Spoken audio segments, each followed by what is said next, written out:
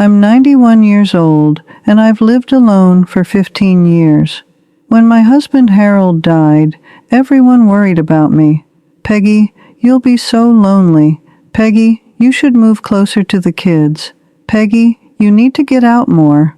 Well, it's been 15 years. I haven't moved. I don't get out much. And I am perfectly, completely, wonderfully fine.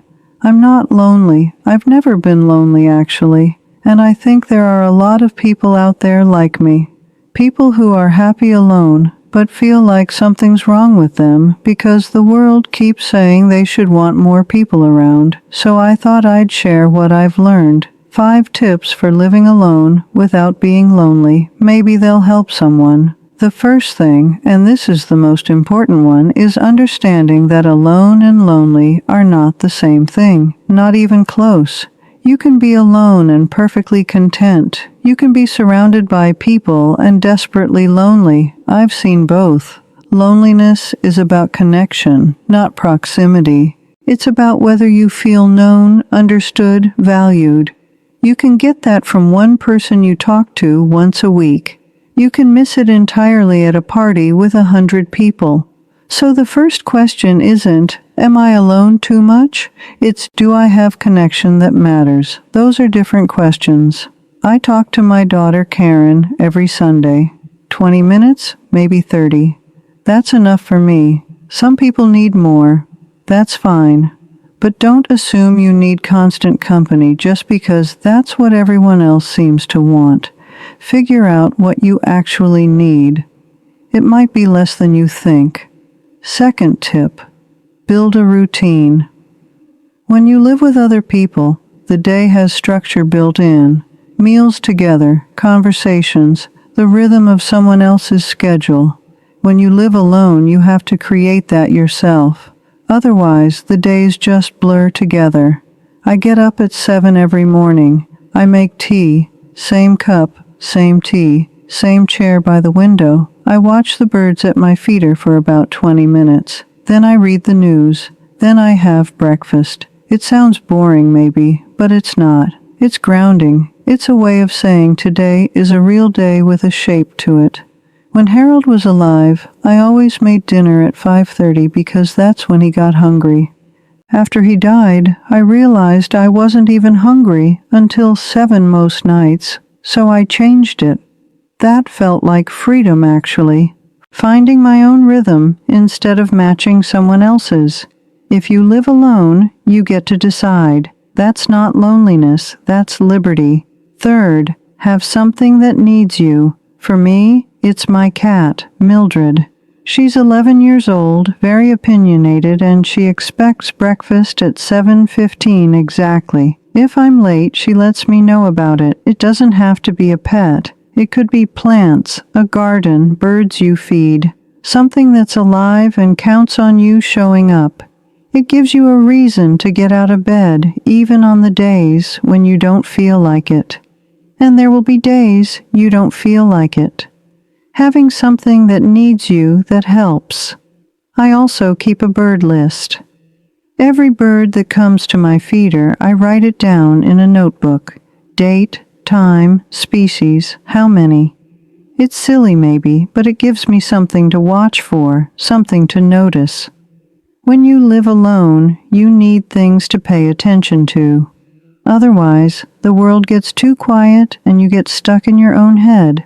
Fourth tip, and this might sound strange, be picky about people. When you live alone, your social energy is limited. You can't waste it on people who drain you or relationships that are just noise.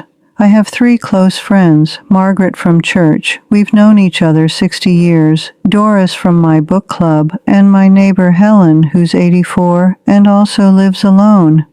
That's it. 3 friends I actually want to talk to who actually know me, who I'm genuinely glad to see. That's worth more than 20 acquaintances I have to perform for. I used to feel guilty about this, like I should want more friends, more activities, more socializing. But I've learned that quality matters more than quantity. 1 real conversation is worth 10 polite ones. One friend who knows you is worth 20 who just know your name. If you're an introvert, give yourself permission to have a small circle. There's nothing wrong with that. Last tip, and this is the big one, you have to actually like yourself, because when you live alone, you're stuck with yourself all the time. If you can't stand your own company, living alone is going to be miserable. If you can enjoy your own company, it's wonderful. This took me a long time. I spent years thinking I was too quiet, too boring, too much of a homebody. I'd compare myself to outgoing people and feel like I was doing life wrong. I wasn't. I was just doing life differently. And differently isn't wrong. I like reading. I like my tea in the morning. I like watching birds and petting my cat and going to bed early. I don't like parties. I don't like small talk. I don't like being busy just for the sake of being busy. And at 91, I finally stopped apologizing for any of that. If you're living alone and struggling, ask yourself, are you struggling because you're lonely, or are you struggling because you think you should be lonely? Those are different problems. The first one needs connection.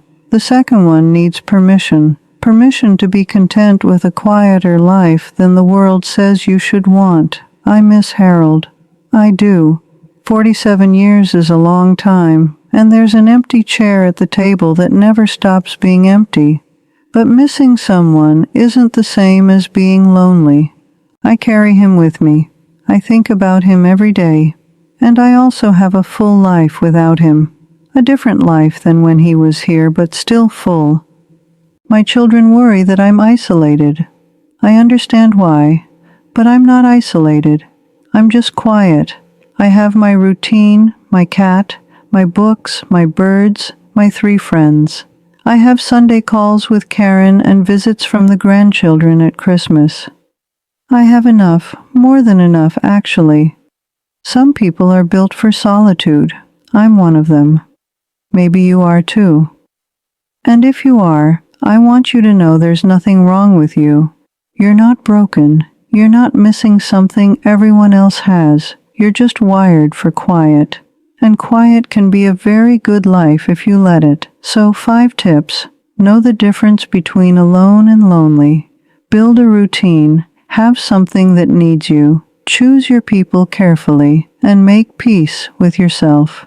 That's all I've got. It's time for my afternoon tea. And Mildred's looking at me like I've already taken too long with this. Be well.